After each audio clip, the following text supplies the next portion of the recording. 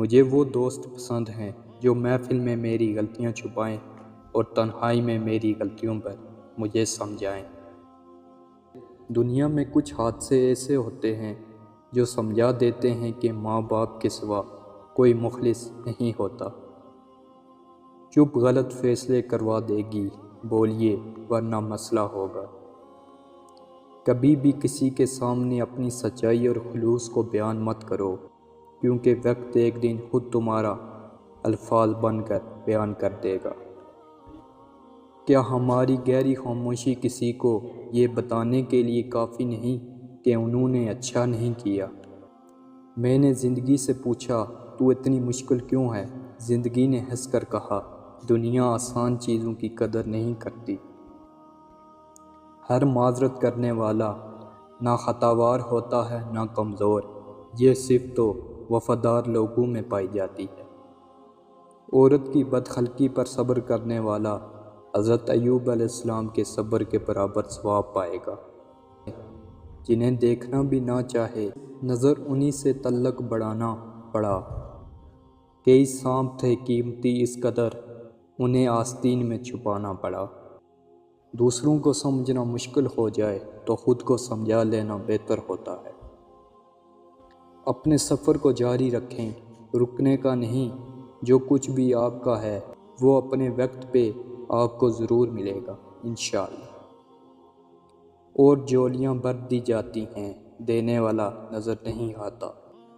مرحوم کے کپڑے اور جوتے ڈر کی وجہ سے مولوی کو دیے جاتے ہیں، جبکہ موبائل، لیپ ٹاپ، کمپیوٹر، گھڑی اور زیورات وغیرہ نشانی سمجھ کر خود استعمال کرتے ہیں۔ باپ کی دولت نہیں، سایہ ہی کافی ہوتا ہے۔ کسی کا دل اتنا مت دکھاؤ کہ وہ اللہ کے سامنے تمہارا نام لے کر رو پڑے۔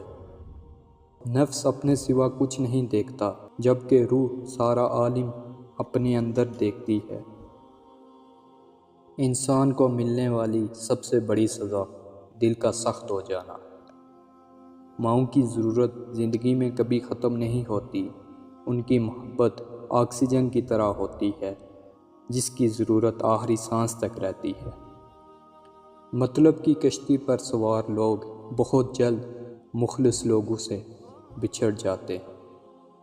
خواب وہ نہیں ہوتے جو آپ سوتے میں دیکھتے ہیں، بلکہ وہ ہیں جو آپ کو سونے نہیں دیتے۔ ہر نظر کانپ اٹھے گی محشر کے دن، خوف سے ہر کلیجہ دہل جائے گا۔ مسکراتے ہوئے آپ صلی اللہ علیہ وسلم آ جائیں گے اور حشر کا سارا نقشہ بدل جائے گا۔ اللہ نے جو دیا وہ اس کی نعمت ہے، جو نہیں دیا اس کی حکمت ہے، اور جو دے کر لے لیا وہ میرا امتحان ہے۔ جس آدمی کی زبان خراب ہو جاتی ہے اس کا نصیب بھی خراب ہو جاتا ہے۔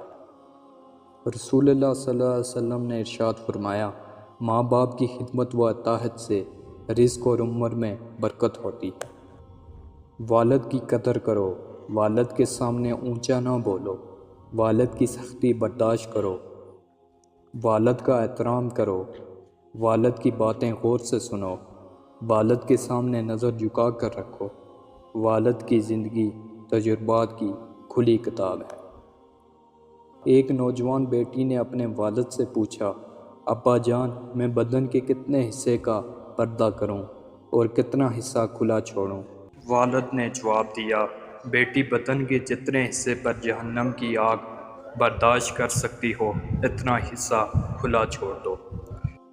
خواب کی موجودگی سورج کی مانند ہوتی ہے۔ سورج گرم تو ضرور ہوتا ہے، مگر سورج نہ ہو تو اندھیرا چھا جاتا ہے۔ مسلمان کسی سے نہیں ڈرتا، اگر یقین نہ آئے تو خالی مسجدوں کو دیکھ لو۔